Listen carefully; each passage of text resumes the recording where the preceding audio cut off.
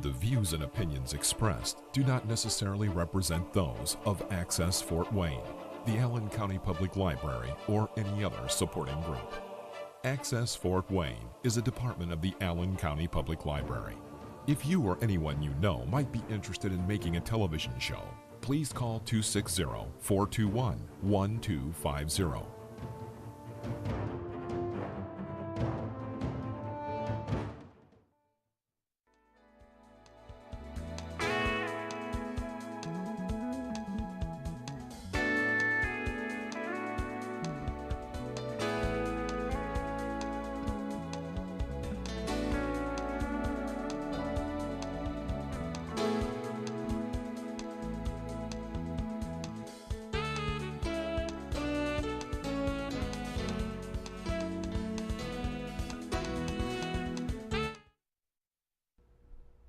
Hi, it's Dr. Rudy Kachmann.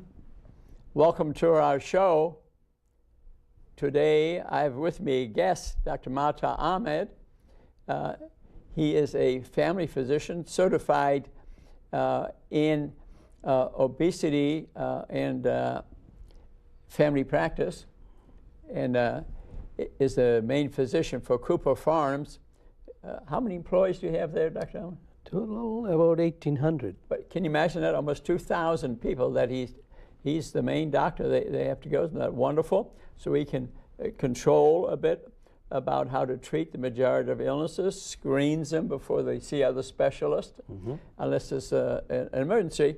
And we've done a few shows together. Hope you're watching them, because it's nice to get how people, we both think about things maybe slightly differently. We agree with most of the things. But he went to a meeting in Columbus recently, Ohio, and it was an international meeting on low carbohydrate living, and met a lot of very well-known people. And we both have read a book by Jeff Volek, PhD, and Stephen D. Finney, MD, PhD, who've written we both agree it's a wonderful book. We encourage you to read it, which really dwells in great depth to this, and we're going to discuss this in some other books today. First of all, Dr. Ahmed, could you describe a little bit about the meeting and what you liked about it and things you may have learned? Okay. Well, this is a first meeting conference about low carbohydrate diet. And low carbohydrate diet can be used to help individual to lose weight, as well as treatment of diabetes. They brought multiple researchers. Main researchers are from Ohio State University. There are individuals from Europe and all over the United States. They went through the basic physiology of low carbohydrate diet and energy metabolism, and then they looked at the effect of low carbohydrate diet on our body, losing weight, getting the metabolic parameter better, sugar better, cholesterol better, blood pressure better. They went detailed that how low carbohydrate you can go, how to do it, and overall a good conference of learning. That's great. And we have discussed, you and I before, Dr. Furman, yes, Dr. Esseltine, Mark Hyman, and they, in general, are low carbohydrate, aren't they? I mean, they may be nutrient dense, but carbohydrates being the complex sugars, and then the subject of fat comes up, and that was discussed, I'm sure, a great deal at the meeting. And I'll admit, from reading all these books that Volek and Finney are really the chemists, and discuss the physiology in great more detail than any of the books that I've read. Then Mark Hyman even wrote a book, this is interesting, Eat Fat and Get Thin. And what they're saying really in this low carb living, they want you to eat more fat. Aren't they really saying that? But good fat, huh? Right. What I think they're trying to say that your primary goal is low carbohydrate diet. That's the main goal. And how you go there. Uh-huh. Because low carbohydrate diet is a very small amount of food. Yeah. So the only way you can go there if you have adequate protein. Yeah. And there will be some fat with the protein, which is okay as long as you're doing low carbohydrate diet.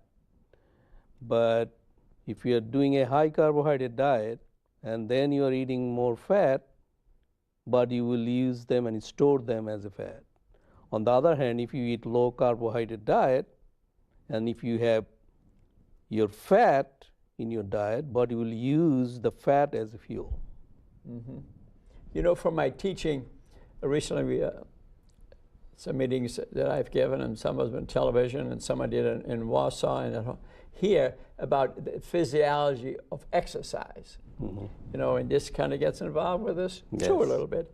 And what I spoke a lot about is that carbohydrates, sugar, are stored in glycogen in our body, and then we can store about 500 grams, about 2,000 calories of glycogen. So most things that you run under 2 hours or so, you can live off of glycogen. Mm-hmm.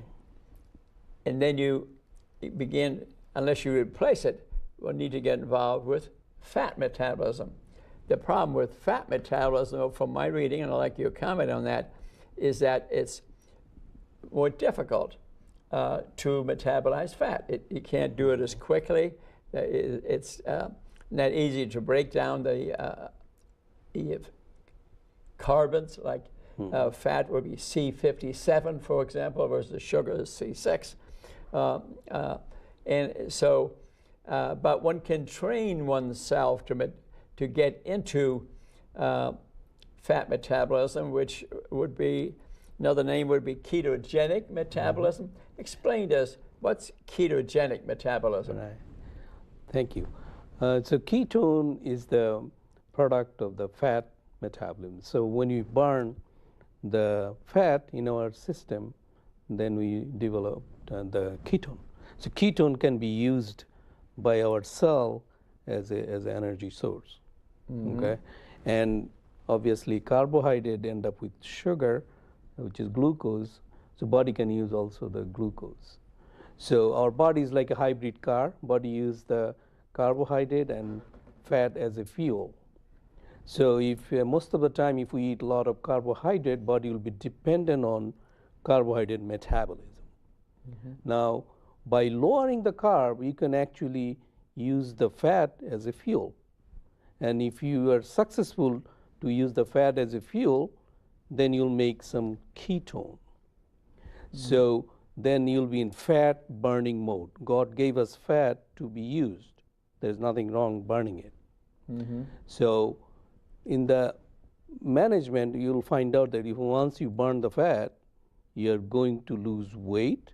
Your whole metabolic profile will get better because you're using the stored fat as a energy. You're not really making fat by eating too much carbohydrate. Now in this book, they talked about the athletes. So if somebody's running marathon, hours and hours of exercise, and we have a tradition to load them up with carbohydrate, you can go that route. What they did is they compared athletes who are carbohydrate dependent or carbohydrate burning, and they compared with the other group of athletes who are actually fat burning mode. Mm-hmm. So how do you put them in fat burning mode? You put them on low carbohydrate diet about 2 weeks. After that, body will start burning the fat. Then they compare their performance. What they find out that the person who are in fat burning mode does a lot better. Why? Because we have unlimited amount of fat sitting there in our system to be used. So those are the difference they had shown in their research.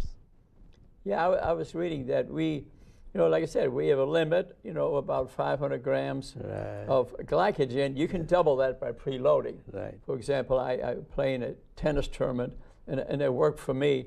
I start you know, about 24 hours before, start eating spaghetti and things like that, carb loading myself. I also loaded with water, and I'm playing these two guys younger, because there aren't many people in my age group playing tennis, and they come out, and one was even a pro in years past, and obviously better than me, but I kept him out there about 3 hours. I noticed he was leaning against the fence, and he was sweating and dripping, and it was a hot day, and I was just sitting there eating grapes.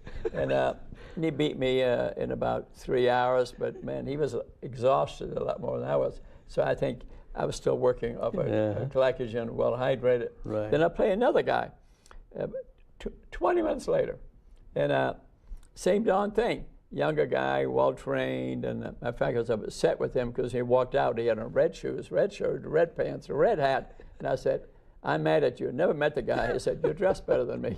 It's a true story. But we, again, 3 hours we're out there, and he's sweating and stuff, and I'm just sitting there eating banana. Very interesting in physiology. So I come home, and the wife says, how'd you do? I said, "Great." I said, "You mean you won?" I said, "No, I lost both matches." But I physiologically proved that I was operating, you know, off of glycogen. You know, we can store, you know, what, then if you can double it, 4,000 calories maybe, you know. But in fat, we can store, listen to this, 40,000 calories. Yes. So it makes sense to for us to take advantage of this. Yep. But again, it's you have to really almost be a marathon runner to want to be ketone trained. Now, they said in this book it takes about 2 weeks. Yes. I don't think a lot of us are going to do that. Right. And actually, our brain can use ketones. It doesn't have to be sugar. That was neat. Yeah, our brain can use ketones. And also, ketones cause bad breath, don't they? Mm-hmm. It does. And you have had some people in your practice who have significant weight problems and health problems that you've had on a ketogenic way of eating. Tell me about that. We call it nutritional ketosis. So when you are sleeping at night and fasting maybe 10, 15 hours, when you wake up, if you check your blood ketone level, if it is 0.5 to 5, so 0.5 to 5, that means you are actually burning the fat. It happens. Can that happen to anybody? Yes. Because we all fast during the night. Right. We're not eating for 8 hours. Exactly. Yeah. So if you can keep that ketone level from 0.5 to 5, that means you are actually burning fat certain amount. And that's called nutritional ketosis. How you do that? You just eat low carb. So if you eat low carb, body will go in nutritional ketosis phase. So if for dinner, for example, you would have a vegetable bowl or something like that, a low, and don't have a donut or avoid carbohydrates. But would a salad do it? Or right. That you could go into ketosis during the night, and you'd actually be losing some weight during the night? Would that happen? Good question. So the way I do in my patient, or my patient does that, they count the carbohydrate, and invariably what I find out that if they eat 60 grams of carbohydrate every day, which is 4 pieces of bread, they are actually in nutritional ketosis, in the fat burning mode. And then you actually will actually get rid of some fat, not just your glycogen. Yes. And actually are indeed burning losing the fat. Weight. You know, I read an interesting thing in here which I didn't exactly like, and that was an overweight person, okay? And they go to a gym and they're exercise, and they're, say, supposed to, you know, even going at it for an hour and a half and burned up 400 calories, say, actually does not result in weight loss. And the reason is they drop the basic metabolic rate. Yes. That's the energy used up by your brain, your heart, your lungs, your kidney, your muscles, doing nothing. So you may have used up 400 calories exercising, and then during the night, and you'll not have the usual calorie weight loss because your basic metabolic rate dropped. And that's why starvation diets don't work. For example, I know one of the local hospitals, they have the biggest winner, the biggest loser. You know what they do with them? Starve them. Yeah, these big people, 800 calories a day, starving them. Of course, that's in a way low carb.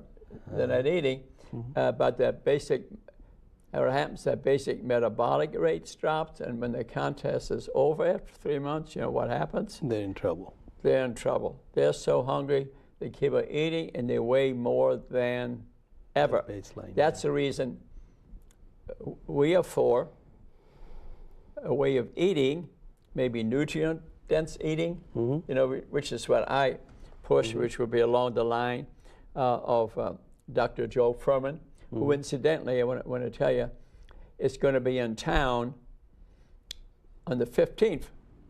Yeah, a week from Saturday, he'll speak at the First Presbyterian Church from noon to 5 o'clock. Get online, get your reservation. I think it's $45, and you'll hear one of the world's experts, let's face it.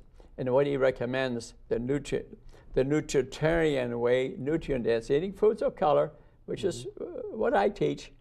And for a little humor here, actually I'm picking him up at the airport 9 o'clock Friday night.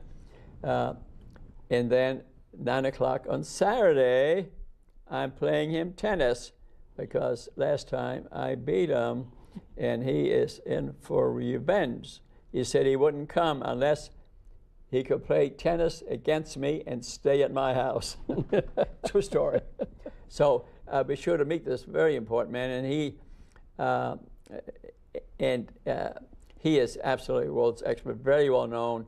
He wrote this book, End of Diabetes. I mean, what's he saying? End of diabetes. You can get rid of it. Maybe a month. Doesn't take very long. Eating the right food. That's really what he's talking about. Yep. And so are other people. And that's one method, one mission. Now he's not against using some oil, tablespoonful, because remember oils are 100% fat. Also, I hate to say, oils, if you use them, are probably in your bloodstream, I read, in 4 minutes. 4 minutes. Yeah, I read that. Because they go right through the mucosa versus generally food, say fatty food, 4 hours or so. Yeah, 4 minutes. And then I want to hear your part about oils in a minute. And then Dr. Esseltine, which we'll talk some more in a little bit here, who was in town recently, just by coincidence, Tuesday. I sat at the table with him, Caldwell Esseltine, and his son Rick. This is Rick's book, the 7-Day Rescue Diet. He says you can lose 5 to 8 pounds if you eat that way, but it's strictly plant-based. Okay. And they call oil junk, right there, beginning of the chapter. Yeah, too many calories. It's processed. Don't recommend it. So there are differences of opinion, but you see on the cover of Art and Science of Low Carbohydrate 11, you see them pouring out some oil. So there's some differences of opinion. So now I'm going to put you. What do you think of the oil situation here? So a lot of differences of opinion here. Right. I think the diet part is individualized, depending on what problem that individual has. So now we can recommend plant diet it's a healthy diet. It probably also has low carbohydrate diet. But if that individual is a person doesn't want to do it, that recommendation is useless. Yeah. So we need to find something what they can do. Then you come up with something, thinking in the mind that processed food should go out. That's the goal. Yeah. Because processed food is the culprit. Where all the coverings come off, Right. the bran and the germ is removed, and you're eating only carb and none of the vitamins and the minerals. There you go. So it's processed food. I think that's a good point. I think you have to individualize the Yes. situation. But the elephant in the room is the carbohydrates. Yeah, there you go. That's the main point. Across all these recommendations, that's the main point. Insulin. And you can, because it causes a rise of insulin. And the insulin is anabolic, lays down fat. So if you're taking a lot of insulin, it doesn't just drive sugar into the cells. It also is anabolic, it stiffens your arteries, increased rates of cancer, causes arthritis, causes dementia. Yep. We have You know, and the one, recent yes. information I'd like you to know too, which we both read, is that as your sugar level and carbohydrate level goes up, insulin level goes up, and the brain can use ketones or sugar for metabolism, but there's an enzyme, insulin degradation enzyme, IDE enzyme's job is to get rid of insulin, okay? Insulin's up, its job is to break it down, but the other job of IDE is to remove the proteins from the brain, the amyloid and the tau from the brain that cause Alzheimer's disease. And because the IDE enzyme is all used up removing insulin, amyloid and tau take over in the brain and deposit themselves in the fibers and in the tau in the cells and cause dementia. The biggest cause of dementia, type 2 diabetes, can be avoided. So all these drug companies are spending billions looking for that one drug for Alzheimer's disease. Every time, you notice recently Pfizer and somebody else, they gave up. Yep. Eli Lilly, I think, is one of the ones also, maybe one of the ones also gave up because it's not a one drug answer. It's get rid of your type 2 diabetes, and there's the answer to 50% of dementia. You know, to me, that's a wonderful opportunity that puts it in our hands, and we have to enforce it. But I really do meet people who realize that most memory loss is due to sugar the booger. I get you to memorize it. I was speaking at Trine University recently, and I use spoken word poetry to give some of my lectures. And I was doing them, and the three girls stood up and back, and we know, Dr. Kachmann, sugar's the booger and the hooker. Well, that helps you to remember what we're saying. I need a little poetry about fat. And so what's the best test for insulin resistance? Remember, that's what causes diabetes, is that our cells have on them these receptors, those cellular receptors, they're wiggling. That's what Candace Pert saw when she looked through the electron microscope in 1972. She discovered these receptors, and when we eat sugar, it gets converted to triglycerides, and those triglycerides get on these receptors and they interfere with insulin's ability to put sugar into the cell for energy. That's called insulin resistance. That's a cause of type 2 diabetes. Now tell me, when you're following patients and you're seeing those 1,800 people at Cooper's Farms and you're screening them, what to you would be the best way to detect insulin resistance, pre-diabetes, diabetes? What are the best screening tests that the people could ask the doctor to be done? That's a good question. Normally any screening test, usually you'll have a blood sugar test that is helpful, but hemoglobin A1C, which is a 3-month blood sugar test, that also helps. You can also, if you have opportunity, if you can afford, you can check the insulin level, which will also give you idea. If your insulin is high, you probably has insulin resistance. Another simple test you can do a lipid profile, where you can check the total cholesterol, HDL, triglyceride, and LDL. Now you take this triglyceride, you divide by HDL. If the ratio is 3 or higher, you are probably insulin resistance, and that's in the book. You have insulin 3 or 3 point. Yeah. Use I 3. Huh? actually usually 2. Almost 2. Huh? Yes. At 2, triglyceride Divide by HDL. divided by HDL.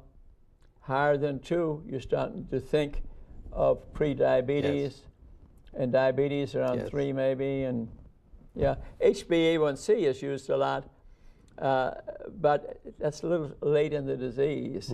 We want to catch it earlier because then we are going to lose maybe 5-8% of our weight. Disease is gone. Well, nowadays, if that number, A1C, the 3-month blood sugar test, if it's more than 6.5, American Diabetic Association defined that as a diabetes. But if it is 5.7 or less, we call it normal. Yeah. But you'll find a bunch of people has 5.7 to 6.4 or 5. Yeah. Those people are pre-diabetic, and if you lose weight, if you eat right, you can take that number less than 5.7, then you don't have insulin resistance. Exactly, and as you would agree, it's not hard to do. No. And low-carb way of eating. Yes. And then we can go on about the oils and the fats, good fats, bad fats. And what about, you look at Esselstyn's book, and he will say no meat. And based on his work at the Cleveland Clinic, where they took advanced cardiac patients and taught his way of eating, and 20 years later, they're alive. It's well-published data. Right. So how do you feel about, but again, like I said, we're all different, Some of us won't give up meat eating, you know what I mean? Right. So what are your thoughts on that? You achieve as much as you can achieve, leave it at that, or do you tell the people, I prefer if you didn't any meat at all, or like Dr. Furman would say, 2 days a week, two or 3 meals a week, of turkey, maybe chicken. Chicken, incidentally, is 40% fat. Yes. It's not necessarily health food. I personally don't eat much meat, partly because I've studied what they do to animals. I know what they do to beef. They teach them how to eat grass. First 6 months on grass, and then they teach them to eat corn. And then you put them in a cage. The last 3 months of a beef is in a cage. They put on hormones and pesticides and herbicides, and they have a trough going by. In Kansas City, the trough is 5 miles long, and that's all they eat, genetically modified corn. And then the bugs come in, and they use herbicides and pesticides, and and then they slaughter the animal, and I read how they do that, so I'm not... I couldn't kill a mouse, so I got a problem here. So that's part of the reason I don't eat animals, is the cruelty applied even to chickens. I mean, let's face it, they put the chickens in a cage. 32 days later, they kill them. They open the door, and they call it organic, and they feed it corn. And most of them don't even have any bones because they never stand up. And then we eat the chicken. And we think it's a health food. Well, I'm not going to agree to that. Not that occasionally I wouldn't eat it, but I kind of like Furman. He might say, 2 or 3 a week. I'm not that rigid about it. But if you're dominated by meat eater, I mean, people will say in Esselstyn's book here, what's all in meat? Nitrosamines, IGF, insulin growth factors, which cause cancer, and for example, cholesterol, fat is in meat. So give me your personal opinion. Thank you. So those recommendations from those books, those are outstanding individual researchers, are good for general health. So when I am in the office, I have one individual sitting in front of me. So my approach will to figure out which one they can do. Anytime you are trying to change the behavior of an individual, anything in our life, it could be alcohol, it could be a weight problem, they go through 5 stages. So pre-contemplation means they're not ready. contemplation. They know it's good, but they're not really ready. Number 3 is preparation, means they're thinking that, yeah, I'm going to take part in it. And then action phase. That means they're really doing it. And then last one is maintenance or relapse. So my goal is to figure out what stage that person is and kind of empower them with knowledge. So it could be low carb, it could be plant diet, it could be a low fat diet, low calorie diet, it doesn't matter which one actually that individual can do it, because all of them works if they can do it. So that's actually my goal. So these are all good data. So if you say an individual in my patient group, I'm in Van Wert, I work with Activate Healthcare, and I have rural population who works in Cooper Farm. It's a turkey farm. They make wonderful turkey meat. And many of them, trouble is they're drinking too much pop. That's the number 1 problem. Is that right? Yes. I They're hear eating fast food. Yeah, I hear that's about 50% of obesity is pop. Is There that right? you go. Yeah. A huge number. 2 out of 3 individuals in our country has metabolic syndrome, Yeah. and many of these people drink pop, and lots of pop. So if you find out that's the number 1 problem, my goal is to give them some tools to understand how that is affecting their triglyceride level. You check their triglycerides, it will be high. Yeah. No question about it. Every one of them. Yes. Interesting. 50% of the ones that drinking pop, is their triglyceride levels elevated, and that's what causes diabetes. So if they just cut that out, that'd be huge. Oh my God, that's a big improvement overall health. Suppose they did that and they started drinking a smoothie for breakfast every day, which I'm pushed about. It has it there. The problem may be solved. Huh? Yes. Did you read it? I mean, there was Yeah. smoothie in the morning. One Yeah. of the diet described. That he recommends in there. yeah. And that's interesting because Esseltine didn't recommend a lot of other smoothies. But when I think that's huge. To me, Right. that's maybe 70%. At least 50%. If you have a smoothie every day, I have one every day, that meets your nutrient need of vitamins, minerals, that's already met. I don't drink soda pops. I can't remember when I drank it. I gave up too, yeah. And exercise regularly. This is not rocket science, is it?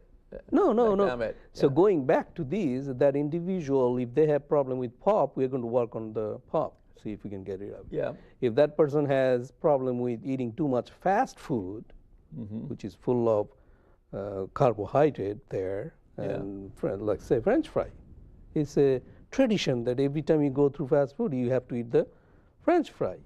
Do you really need it? No. You have a good sandwich, you should be happy with that. You had good amount of protein, good carb, you should be happy. So if I recognize that they're eating unnecessary carbohydrate, I'll teach them that you can get by not doing it. And if you just lift that up, that little thing, that little French fry, you will see a big difference in their body weight, overall good feeling on the weight. So if I find somebody, I do have some people, they are very health conscious. Yes, for them we're going to give a plant diet or meat, maybe turkey meat or chicken with a few days or red meat maybe a few days. So it depends on each individual with that. And if, we had a talk on the exercise that you told, 3% people in our country really do schedule exercise, right? Do you remember that? Yeah, I Right. agree. It's been studied. Only 3% of the people exercise regularly. Right. So we highly recommend exercise, but it's not better off if you do it at home or maybe do it at work. Right. So if that's the case, your goal is to reduce the sedentary time. Maybe a standing desk, maybe give a Fitbit, try to monitor how many steps they're making. So every little small change if you can do, that's wonderful. And if somebody is already doing exercise, you want to do further and further. So that's the way individualize it, that person, so that they can do right diet, maybe right exercise, and they're happy. yeah. If they're not happy, then it's not going to work. Yeah. sustainable. So I really admire what you're doing. You're really individualizing each person. Right. You find out whether pre-contemplation, contemplation, or they've made up their mind they're going to do this, and it's a feeling you develop Yes. throughout the consultation. Right. And how soon do you see them back normally? You know, if you feel like, hey, they got a problem, when you see them back in 3 months, or? I think most of our individuals are kind of tired of going to the doctor, and the doctors are doing don't-know practice. Yeah. Why? They're busy. They don't have time. Yeah. So my goal is, if somebody comes see me for cough or earache or sore throat, at the end I'm going to say, or most of the obesity doctors should say, that if you want to talk about your weight, make another appointment, because obesity and weight issue is a complex issue. You can't just do a cold and then cough. No, you need a different appointment to talk about it. You get so many other side effects like that. I see. So you bring them in. To concentrate on that. Right. Do you recommend for them to read anything, or No. do you find too that people are hesitant to read? You got to educate them yourself. Right. My goal is, I understand when I am a patient somewhere, Yeah. if the doctor give me some paper, how many pages I really read it. Yeah. There is research showing that when a patient, you give 10 pages, if they get out 50% information, they actually keep it. Yeah. 50% good. So whatever information we are going to give, if we just hand, it may not have good effect on it. So my goal is, whatever interaction I have with that limited amount of time, with a smaller amount of paper, 1 page, giving them, and go over that. Well, this is it. You got to check your body weight. You may have to count your carb. Simple thing, so that they can remember. Yeah. And that'll be easier for them to do, not too difficult for them. Yeah. I myself have found, that's just human nature. We're not criticizing anybody. The simpler, the better. That's the reason that I hand out, you know, for the diabetics. You can pick up the sheet at our meetings or at the Three Rivers Pharmacy. 1 sheet for diabetes, the complications, and back. Matter of fact, I have a sign in my office that names all the complications. They can, visual memory is better than any. Even this morning, I counseled about 5 people.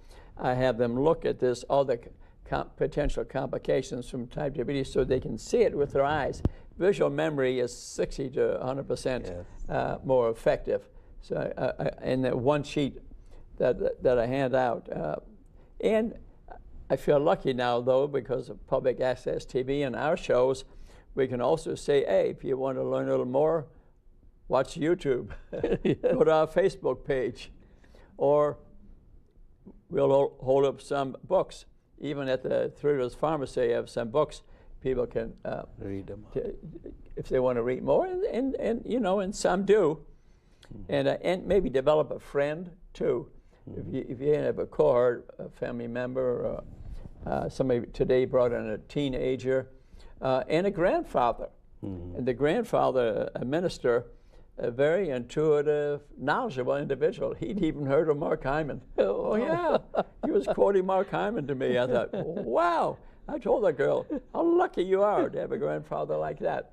So there can be one person in a family that sort of becomes a champion, and who helps educate other family members, but a lot of them may be resistant. You know, I recognize that in most of my Cooper Farm individuals, they're relatively young couples, come with few kids, and if one of them go through these nutritional changes, behavioral changes, it's a domino effect. It goes the whole family. Yeah, I like that word, the domino effect. Matter of fact, I saw a mother and a daughter this morning, my first patients, and in a racial group where they have a lot of diabetes, and the daughter got into it. Yeah, became very educated. Matter of fact, her plan of the future is to become in essence, a midwife, what they call Hebla or something they call them. And that's what she wants to be, to go into the home and deliver some babies. They have to be trained for that, especially the Amish use that a lot. But she also knew quite a bit about nutrition, and I taught her mother nutrition. I mean, I complimented them both. It was so wonderful. And they both, you know, looked healthy. I had met their mother at a thing this weekend at some conference, and by golly, here they showed up with her daughter, and then I tried to extend her knowledge, for example, with this field of epigenetics now that she's going to deliver babies, for example, and she speaks to the mothers before the baby's born, so she can teach them how to eat while they're pregnant, okay, because it affects the baby. But how to even maybe go before that a bit, even before fertilization, how the habits of the mother and father through epigenetics will affect the fertilized egg and rewrite their genetic code. See, through epigenetics, we now know most of the genetic code of the child is empty. It's yet to be written.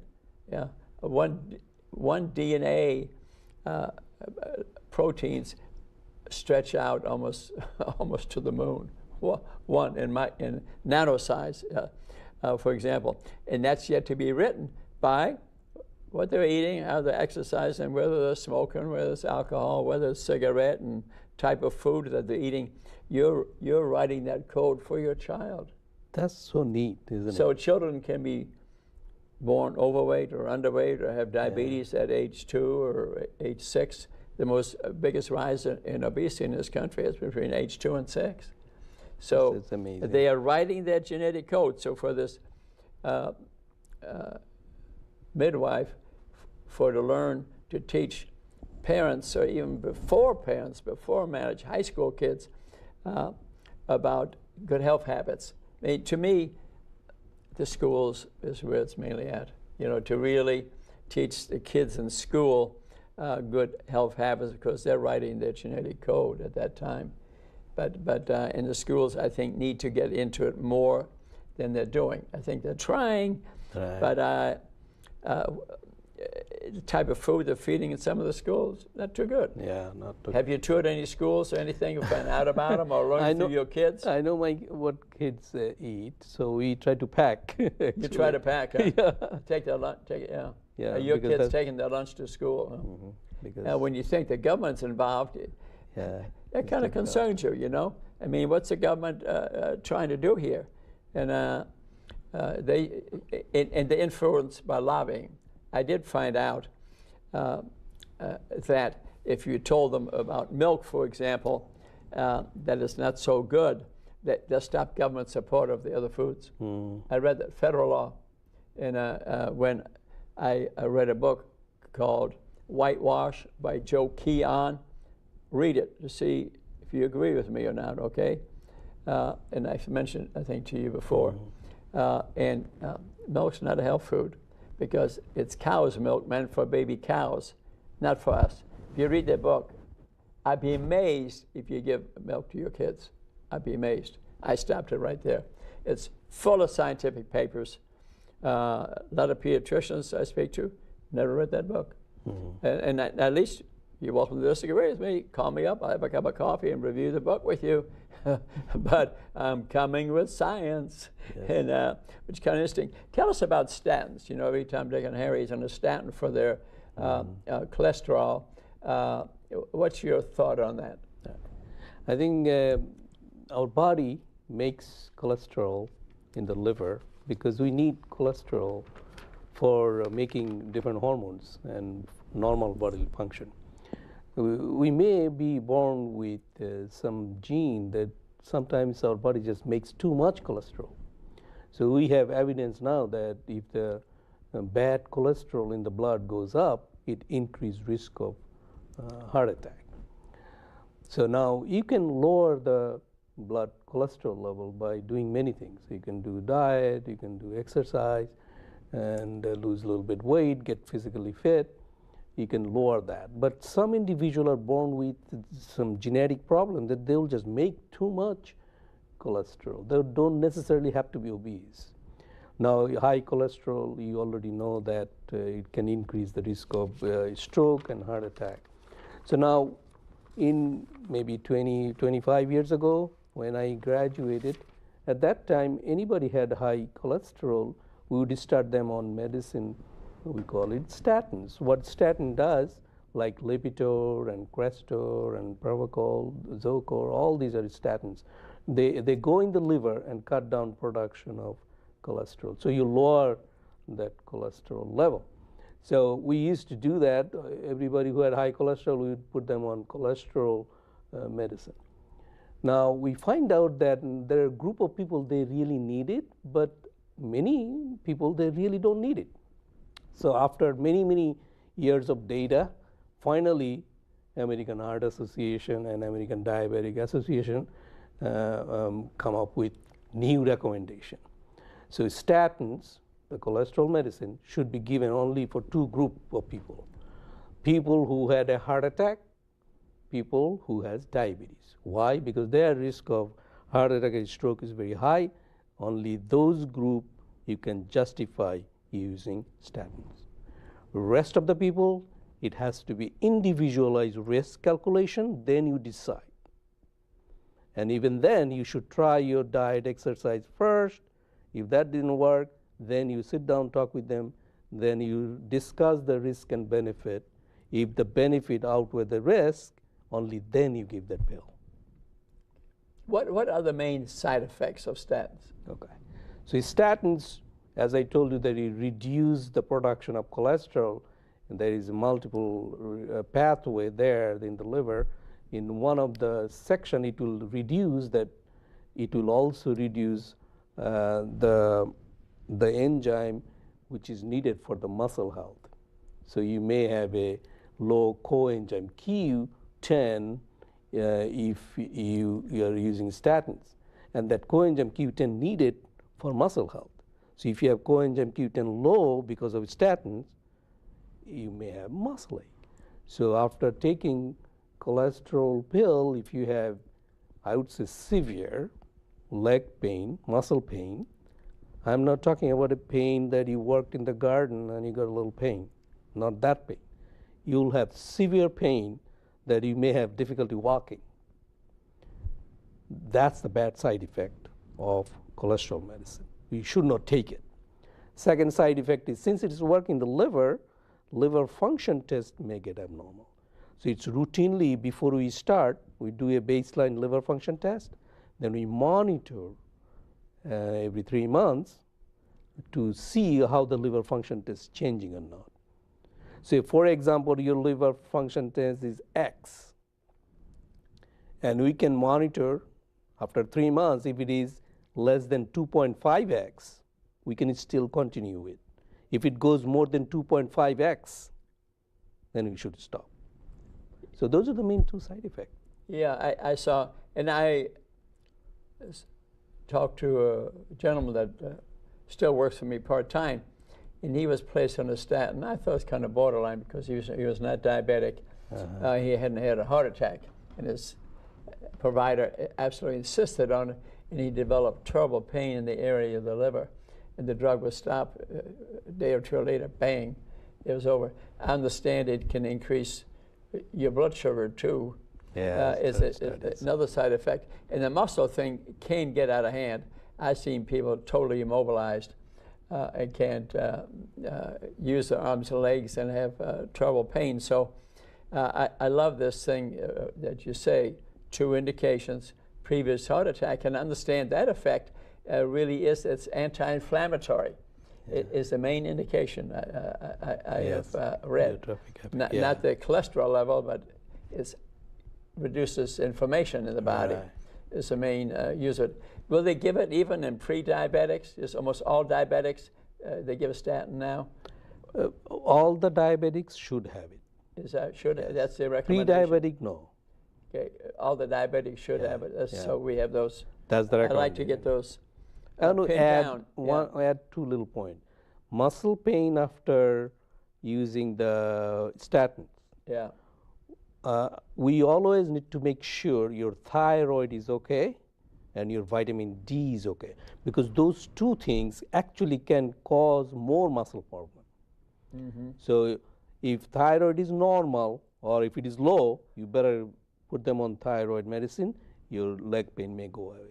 Same thing as vitamin D. If the vitamin D is low, you're going to have a lot of muscle pain, ache in the leg.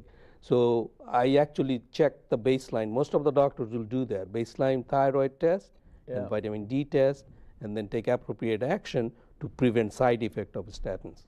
Well, that's interesting. It's complex. It's not easy. And I saw a patient today who was elderly, 72, I think he was, and he was quite unsteady ever since he's been on the statin. That could be a symptom too, because his muscles are weak. Yep. Yeah, I told him he really should look into it. I didn't want to stop it. I said, go to your family doctor and bring it up. And he also had some memory loss. That's a side effect too, I think.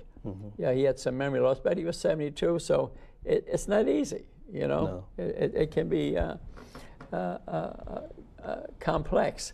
And so the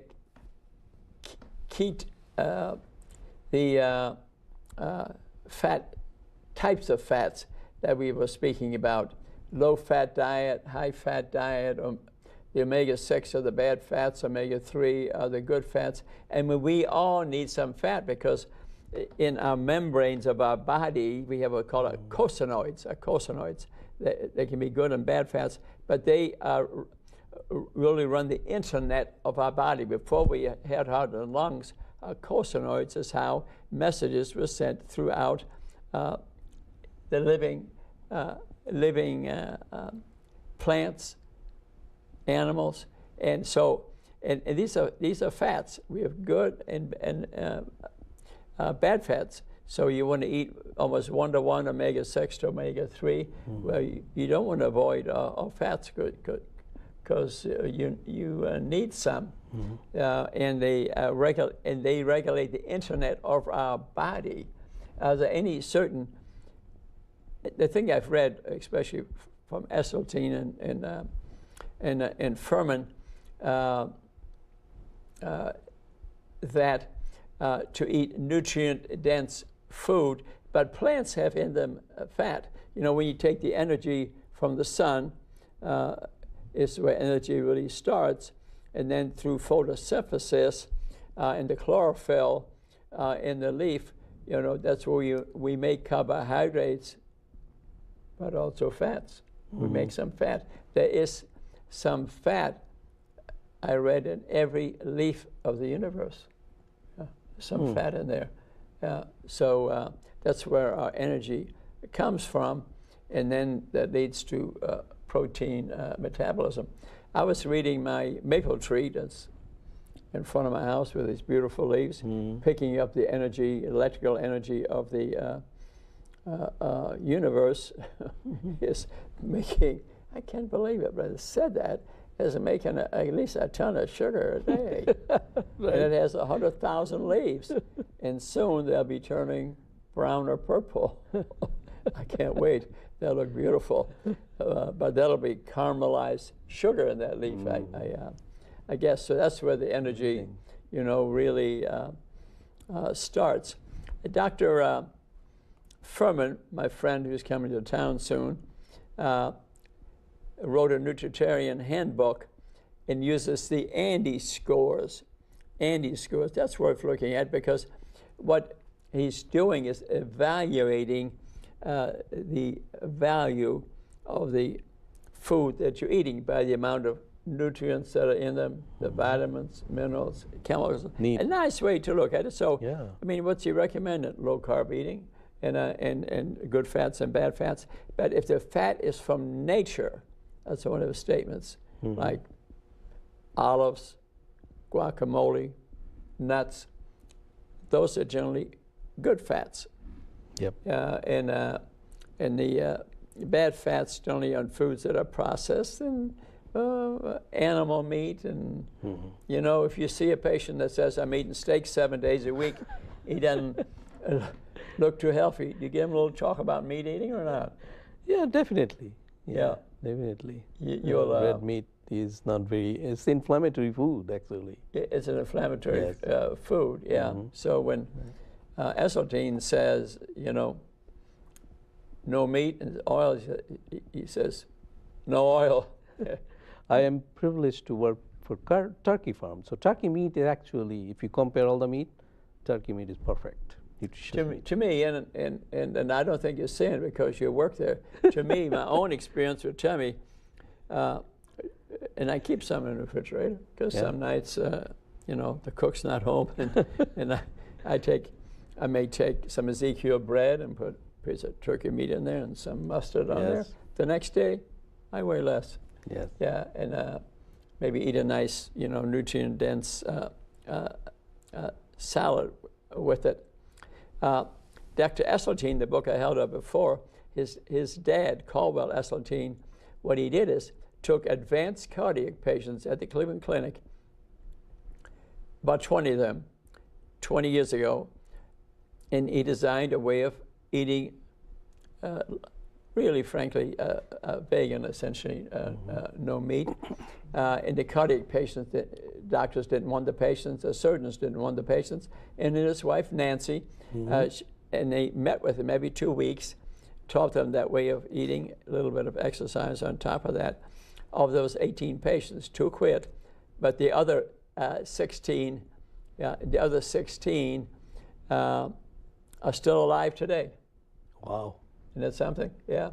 So in summary, today, and I'll ask your comments on that too, I'm always saying that every patient is different. I like the way you approach them, and maybe go over again a little bit about how you determine what a patient is able to do, because that's critical.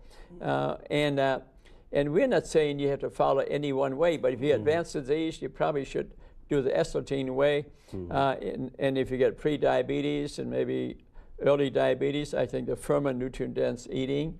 And then reality, as the patient comes to see you, and you would tell them to... Many of my patients have insulin resistance. Yeah. They are actually carbohydrate intolerant. Yeah. If they eat more carbohydrate, their sugar goes up, and they make more triglyceride, and they get fat. So my main goal is to help them to lower the carbohydrate any way you can. Yeah, and what % of your patients do you think have insulin resistance? 2 out of 3. Wow. I mean, we have to pay attention to that. And that you're aware of it, I congratulate you, because I think many providers are not realizing that. They say that the blood sugar is normal, see you in a year. That's not how you look at them. I congratulate you from looking at them differently. So come see us. If you want to see me personally, come see me at the Three Rivers Pharmacy. I'm trying to get Dr. Ahmed there eventually to join me.